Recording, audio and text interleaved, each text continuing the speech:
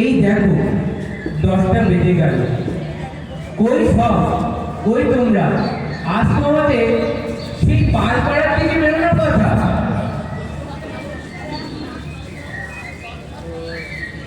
এই তো অমরদা।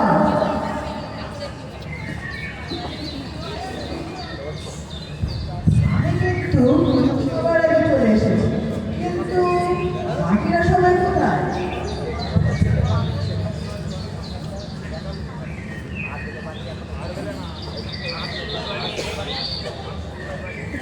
এইটা তো তোমরা 9:30টায় বেরোনোর কথা, তা তোমরা এত দেরি করবে? অমরদা তো মনে হয় প্রায় 8 ঘন্টা দাঁড়িয়ে আছে। এখন চলো পরম দলের নাম করে আমরা এই শুভ কাজে ব্রতী হই। আচার্যদের নির্দেশ পেয়ে তো আমরা এই কাজে বেরিয়ে পড়লাম। দেখি নতুন কোনো বাড়িতে গিয়ে ঠাকুরের কথা আলোচনা করা যায় কিনা। চলো তাহলে পাশেই আমাদের এক ভাইয়ের বাড়ি থেকে যাজন শুরু করি।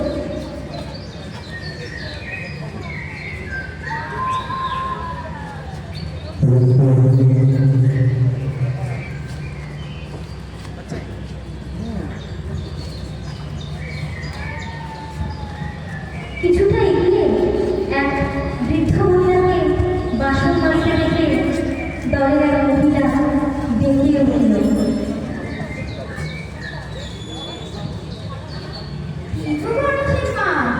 চিনতে পারছো? ওই পাড়ার ফটিকের মা গো আমি। তা তুমি কি ভালো আছো? গণেশ আর গণেশের ওর বাড়ি আছে। শুনেছি নাকি তোমার নাতি হয়েছে, তা সে কত বড় হলো?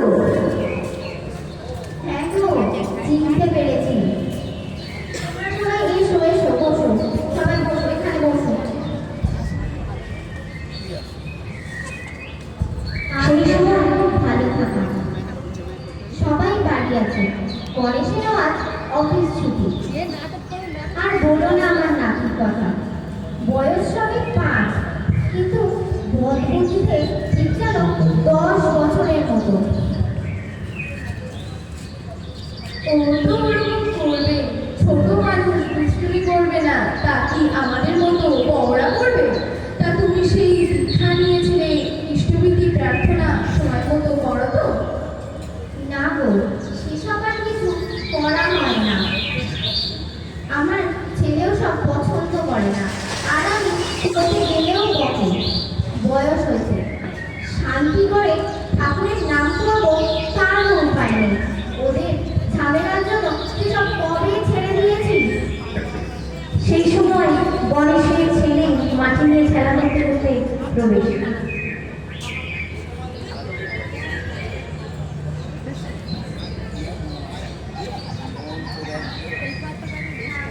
সামনে ওরা কারা কি করতে এসেছে এখানে? কি করলি তুই? আমার মাজা বাসনগুলোই মাটি দিয়ে দিলে। এই দেখো আমার নাতি কি দুষ্টু হয়েছে।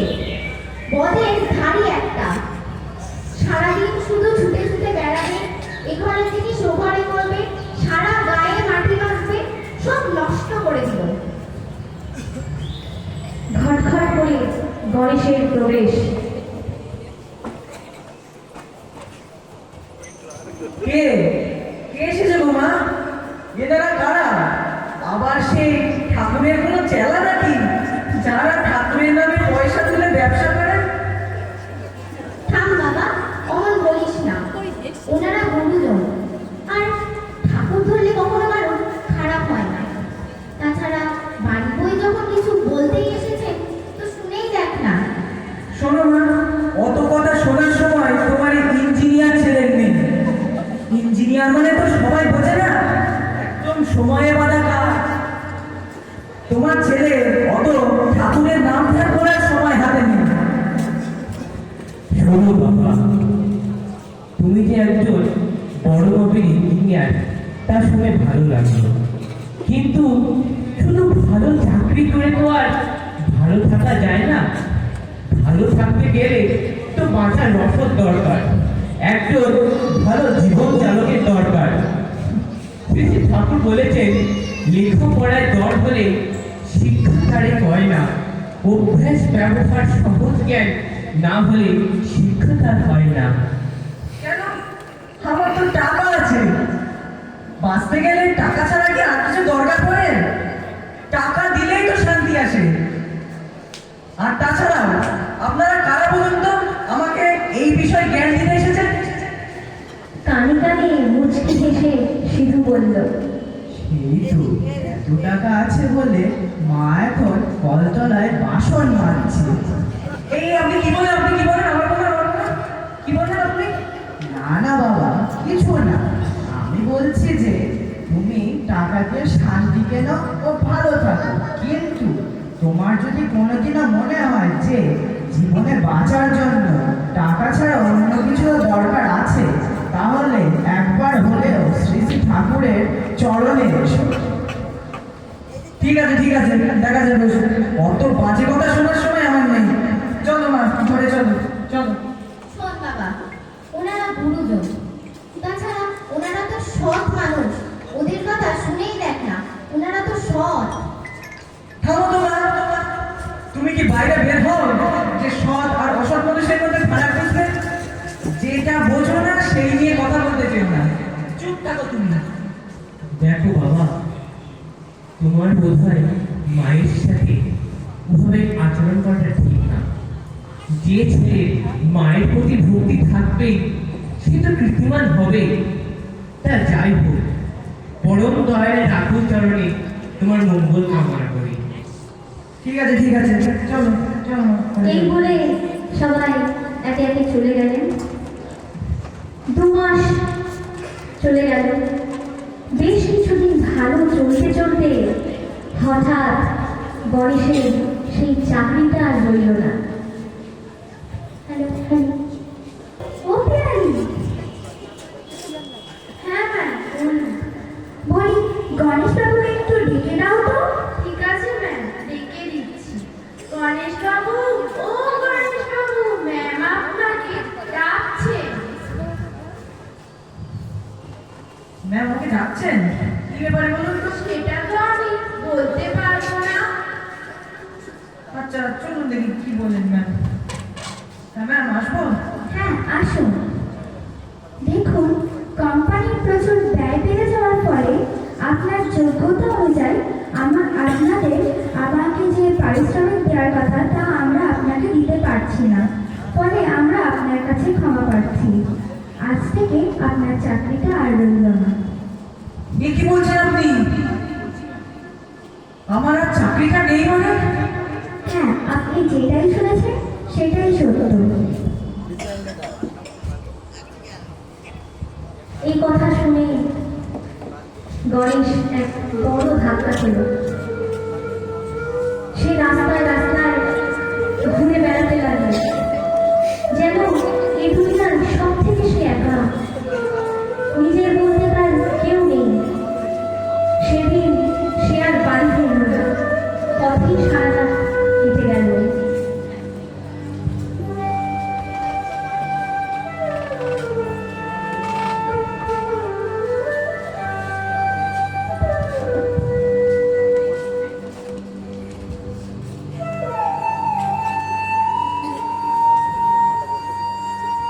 জীবনটা যেন এক নিমেষে থেমে গেল।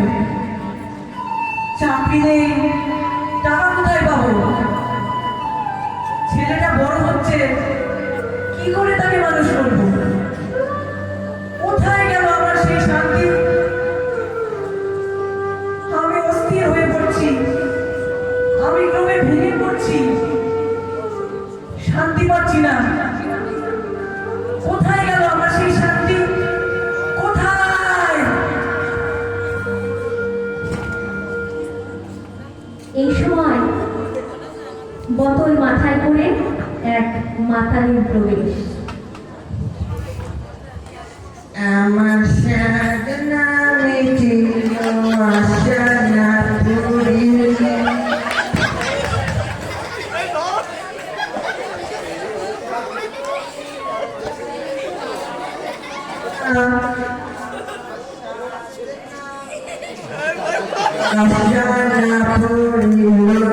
সকলি পুরায় যায় মা আমার সাধনা মিটিল আশা পড়িল সকলি পুরায় যায় মা পুরায় যায় কই আমার মত পুরাই নাই যত পড়ে যায় তত বেড়ে যায় পুরাই নাই আমার মাতালের সঙ্গে আশা পড়িল সকলে পুরো রাস্তা তো ফাঁকা ছিল এই বটগাছটা আবার কোথা থেকে এলো আমি বটগাছটা সরিয়ে দিই উফ উফ আরে মশাই দেখছেন কেন? চলুন চলুন। আরে বাপ গাছ আবার কথা বলে আরে মশাই গাছ উঠে যাবো কেন? আমি বলছি নিচে চালান, তিনি আবার এসেছেন গাছ খুঁজতে। যান তো যান। যত সব।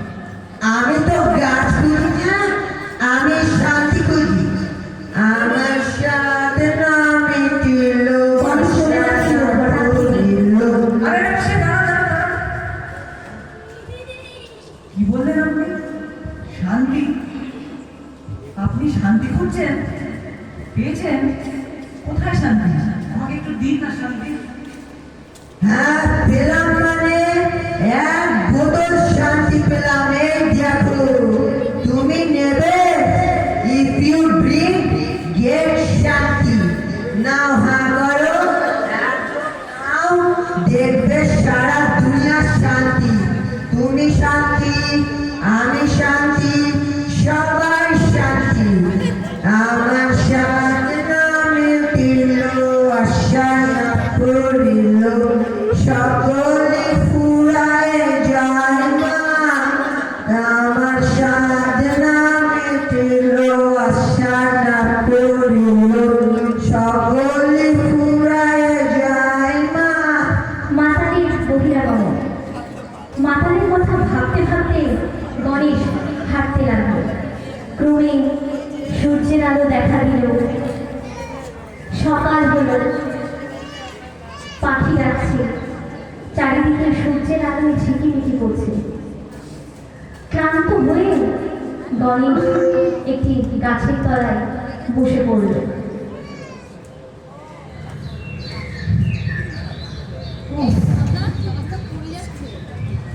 আর পাচ্ছি না। কি রোদ্রে বাবা,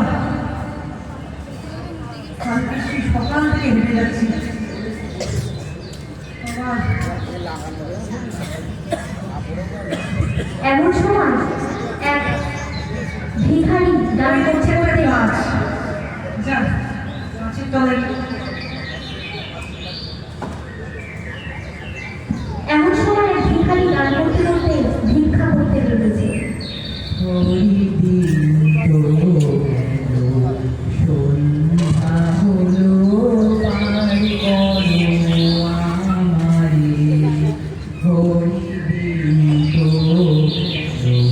সন্ধ্যা হলো পার করো আমারে রৌদ্র আর পারি না তুমি পানির বর্তা শুয়ে বার্তা ডাকি হে তোমারে তুমি পানির বর্তা শুয়ে বার্তা ডাকি হে তোমারে হরিদিন সন্ধ্যা হলো পার করো আমারে যান দেখছি একটা গাছ ওই গাছের নিচে গিয়ে একটু বিশ্রাম নিই।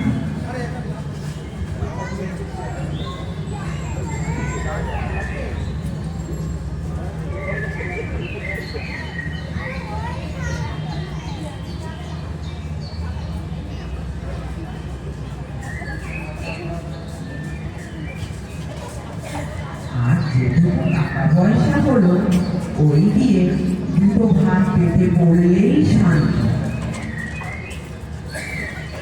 কি বললেন আপনি? আবারও শান্তির খোঁজ? আপনি শান্তি পেয়েছেন? কোথায় কোথায় বলুন শান্তি?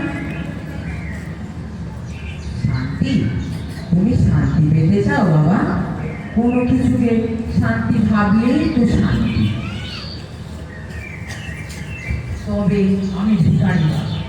লোকে আমাকে যেটুকু লোকে আমার গান শুনে যেটুকু দেয় সেটুকুতে দিনের শেষে মুঠো ভাত পেটে পড়লেই শান্তি। তুমিও ভাত খাও, দেখবে তুমিও শান্তি। হরিদিন তো গেল, সন্ধ্যা হলো, পার করো আমারে। এই বলে ভিখারি চলে গেলেন। কিন্তু বিরহ বেদনায় কাতর হয়ে গণেশ যেদিকে দু চোখ যায় সেই দিকে যেতে লাগলো। যে ছিল একসময় এক বিখ্যাত ইঞ্জিনিয়ার, এখন একটু শান্তির খোঁজ পাওয়ার আশায় সেই দিশেহারা। কেউ কি দেবে না তাকে একটি শান্তির খোঁজ? এই কথা ভাবতে ভাবতেই সকাল গড়িয়ে দুপুর হয়ে গেল। গণেশ তবুও হাঁটতে লাগলো। হায় ভগবান, এ আমার কি পরিণতি, কি হলো আমার? এক পাগলের প্রবেশ নিচে নিচে মাথা চুলকাতে চুলকাতে।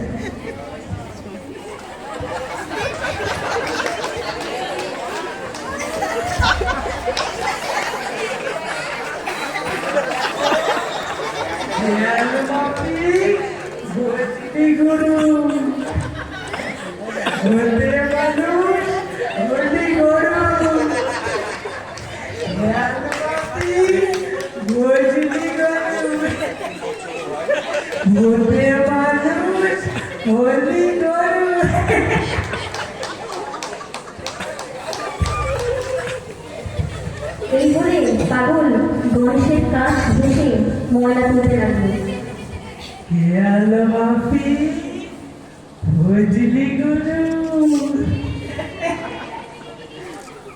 এই আপনি কে? আপনি কে? এটা কি করছেন এখানে? তুমিও বুঝি আমার সঙ্গে ময়লা তুলতে এসো? এই বলেছি।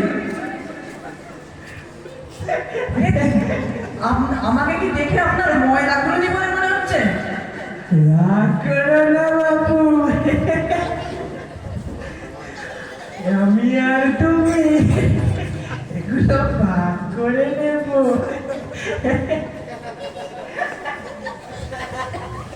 তাহলে আমিও শান্তি পাবো আর তুমিও শান্তি পাবে।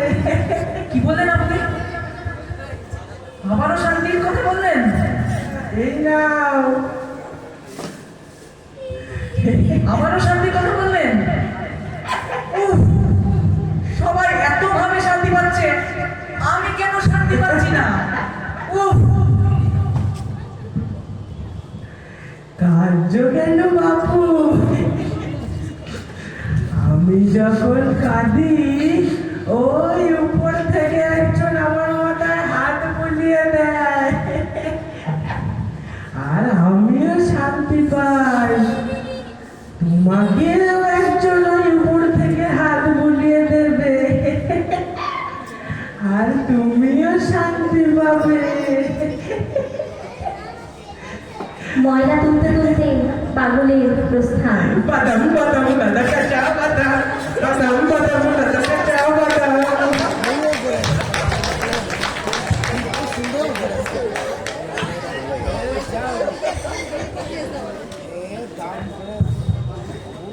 সত্যি তো, এক পাগল সেও শান্তি পাচ্ছে, এক মাতা সেও শান্তি পাচ্ছে, এক ভিখারি সেও শান্তি পাচ্ছে, কিন্তু আমি কেন শান্তি পাচ্ছি না? উফ,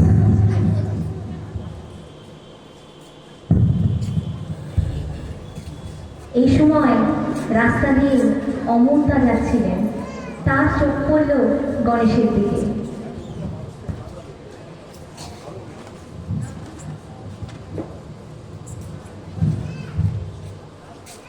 কি হয়েছে বাবা? কি হয়েছে তোমার? এভাবে রাস্তায় বসে আছো কেন? এ কি, তুমি গণেশ না? তুমি এভাবে বসে আছো কেন রাস্তায়? কি হয়েছে তোমার? কি আর বলি মশাই, আমি এখন সব হারিয়ে নিঃস্ব। হারিয়েছ? কি হারিয়েছ তুমি? আমার মনুষ্যত্বকে হারিয়েছি আমি। সব ছিল আমার, টাকা ছিল, পয়সা ছিল, শান্তি ছিল, সুখ ছিল, কিন্তু আজ আমার অহংবোধ আমার কাছ থেকে সব কিছু কেড়ে নিয়েছে। জানো বাবা, প্রত্যেকের জীবনে একজন আদর্শ গুরু থাকা দরকার। তো তোমার কি তা আছে? না, আমার নেই, কিন্তু আমার মায়ের ছিল, তাকে আমি অবজ্ঞা করেছি। তাহলে তুমি বুঝতেই পারছো যে ঠাকুরকে ছাড়া এক পাও চলা যায় না। তাহলে তুমি আগে বাড়ি যাও, তোমার মায়ের কাছে যাও, তোমার মাকে সব খুলে বলো কি কি ঘটেছে। তুমি তাড়াতাড়ি যাও, বাড়ি যাও তোমার মায়ের কাছে। ঠিক আছে, দেখছি।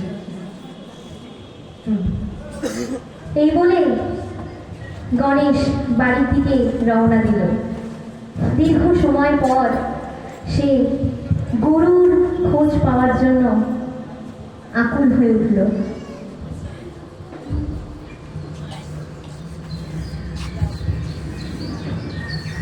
গণেশের মা বাড়িতে তখন ময়লা পরিষ্কার করার জন্য ঝাঁটা হাতে ঝাড় দিচ্ছে।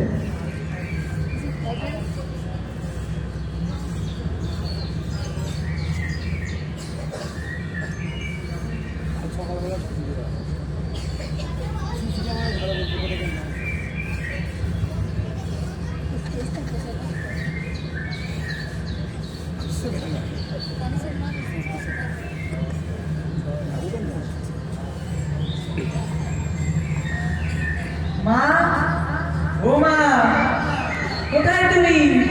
মা, কি হয়েছে? কি হয়েছে তোর? কি হয়েছে? এভাবে ডাকছিস কেন? কি হয়েছে তোর? মা, আমি আমার ভুল বুঝতে পেরেছি। জীবনে টাকাই সব নয়, জীবনে বাঁচতে গেলে তাকে ধরা দরকার। তুই যখন তোর ভুল বুঝতে পেরেছিস, তোর যে শুভ বুদ্ধি হয়েছে, এতেই আমি খুশি। আমি আমি সত্যিই খুশি। এটা এটা অনেক বড় জিনিস যে তুই তোর ভুল বুঝতে পেরেছিস। তা তুই তো, কিন্তু আমি তো তাদের খবর তো দেওয়া হয়নি এখনো। আমি তাদের খবর দেওয়ার চেষ্টা করছি যে তারা যেন এসে তোকে দীক্ষা দিয়ে যায়, তারা যেন আবার তোকে পরপিতার আশ্রয় ফিরিয়ে আনে। ঠিক আছে মা, তুমি যা বলবে আমি তাই শুনবো। পরের দিন গণেশের মা ফটিকের মায়ের কাছে গিয়ে ওনাদের আসতে বললেন এবং বাড়িতে দীক্ষার ব্যবস্থা হলো।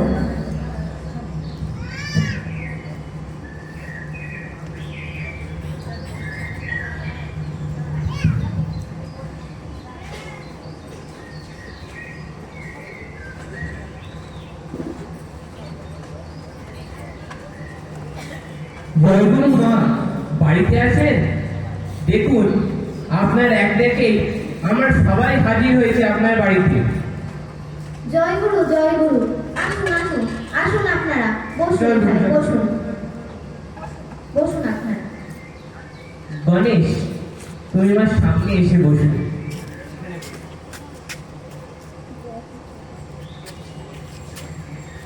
দেখো বাবা, জীবনে আমাদের অনেক বাধা বিঘ্ন আসবেই, কিন্তু তাই বলে তো আমরা সব কিছু ছেড়ে পালিয়ে বাঁচতে পারবো না। এই জন্যই পরম পিতাকে ধরা লাগে।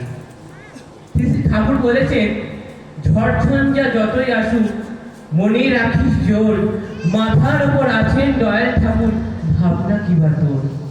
তা যাই হোক, তুমি যে তোমার ভুল বুঝতে পেরে ঠাকুরের পথে আসার সিদ্ধান্ত নিয়েছো, এতেই আমরা সবাই খুব আনন্দিত হয়েছি। তুমি দেখবে দীক্ষা নেওয়ার পর ঠাকুরের যে নিয়ম নীতিগুলি ঠিকভাবে যদি মেনে চলতে পারো, তাহলে তোমার জীবন শান্তিময় ও সুখময় হয়ে উঠবে। আজই তোমাদের দীক্ষা দেবো আমি। আর মা, আপনার তো দীক্ষা নেওয়া ছিলই, তাই আজকে আপনার পুনশ্চরণ করিয়ে দিয়ে যাবো। জয় গুরু। তারপর গণেশের পরিবার দীক্ষিত হলো।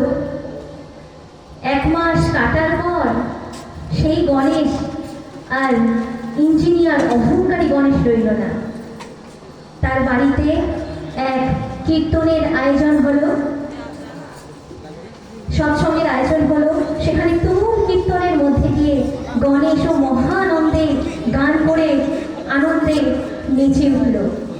মহা সমারোহে সৎসঙ্গ শুরু হলো। পরমানন্দ পুরুষোত্তম অভিনব।